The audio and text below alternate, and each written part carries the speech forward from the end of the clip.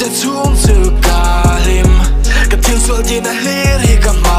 ding ka adon ka nun ka ning koi mun na botla ni la mi au ding ta chi san na tailo tim lim nuaya chuan a to phung ma ki kamit ka ching a cha ka ching voila min san thei ti ka shil se kha ma se min ne man ne kin min liam ta zok sia do mo mangai na ka lana sot mo dai gil lam ka pan top to din ka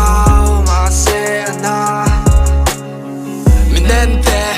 heng su no le whisky su le ngai chop chini mi tui lai tui si min nem tui ni chin tu na chuan a thlen tu shem mun nai chan he shing nun nen kam pil du som ni pali da ka som ni pali chungin poing san nge ka shia train na iran ita jani nang ani ti thei reng kan nei lo ling ta kin ni tin nan nu na mong ta big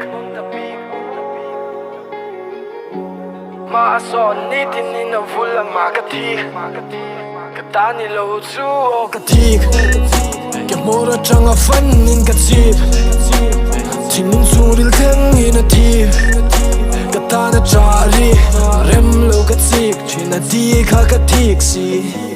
has no yen an em thei ka ring hun dai lo te chung zu ka lim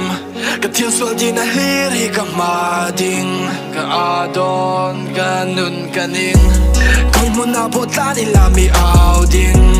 ta chi san na tailo tim lim nuaya chuan a to phung ma ki kamit ka ching a cha ka ching has no yen an em thei ka ring hun dai lo te chung zu ka lim